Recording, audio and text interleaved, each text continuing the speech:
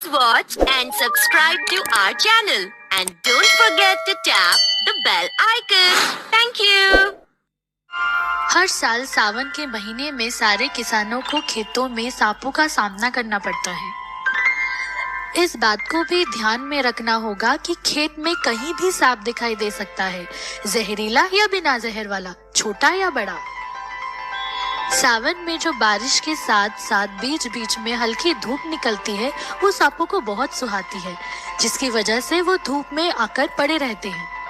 अब सावन का महीना आ रहा है, सांपों का मौसम ही कह लो। सच मानो जब भी सांपों का नाम लेता हूँ अपने गबरू की याद आती है। काश गबरू हमारे साथ होता। सब मेरी ही गलती थी। मैंने ही उस बेजुबान प्यारे जानवर को गलत समझा और जल्दबाजी में उसके साथ अन्याय किया। अब अपने आप को कोसने से कोई फायदा नहीं, हमने उसे हमेशा के लिए खो दिया है। बीवी बोझल मन से उठती है और किसी तरह काम में मन लगाने की कोशिश करती है। कुछ ही दिनों में सावन की हल्की धूप पानी के बौछारों के बीच से झलकने लगी। किसान सांपों के दर्शन के लिए तैयार रहने लगा। करीब आधा महीना बीत जाने के बाद अरे, इस बार एक भी सांप दिखाई नहीं दिया खेत में या खेत के आसपास भी। सांप थे या नहीं ये भी ध्यान नहीं रहा। क्या तुमने इस बार खेत में कोई सांप देखे? सच पूछो तो मेरा ध्यान ही नहीं था, पर हाँ, एक दिन मुझे एक मरा हुआ सांप खेत के किनारे और एक खेत के बीच में दिखा था। मरे हुए सांप? ऐसा तो पहले कभी नहीं हुआ। 2-3 दिन बाद उसके पड़ोसी के 1-2 किसान मिले और उनके बातचीत से पता चला कि अरे, इस बार भी हमें कुछ सांप मिले खेत में। कैसे इनसे बचा जाए समझ में नहीं आता। क्या बात करते हो? मेरे खेत में तो कोई जिंदा सांप तो नहीं मिला, पर 2-3 मरे हुए सांप जरूर मिले। अच्छा, ये कैसे हुआ? मैं भी ये सोच के हैरान हूँ।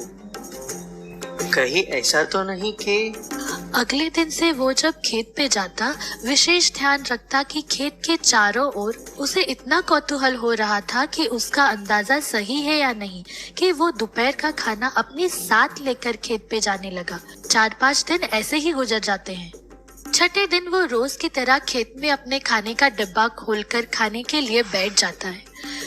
तभी उसे नजर के कोने से लगता है कि खेत के किनारे के पास कुछ छटपटाहट हो रही है।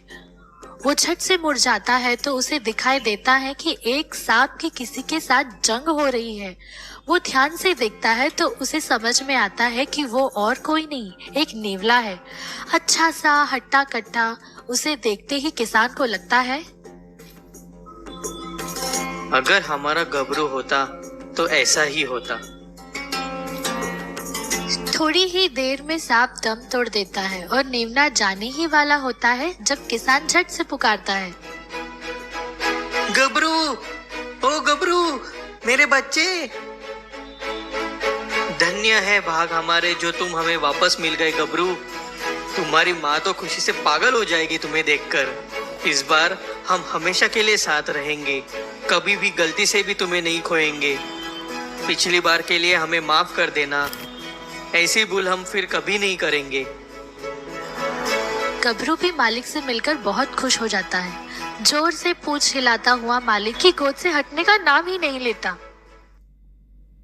अगर आपको वीडियो पसंद आया तो सब्सक्राइब करना मत भूलना।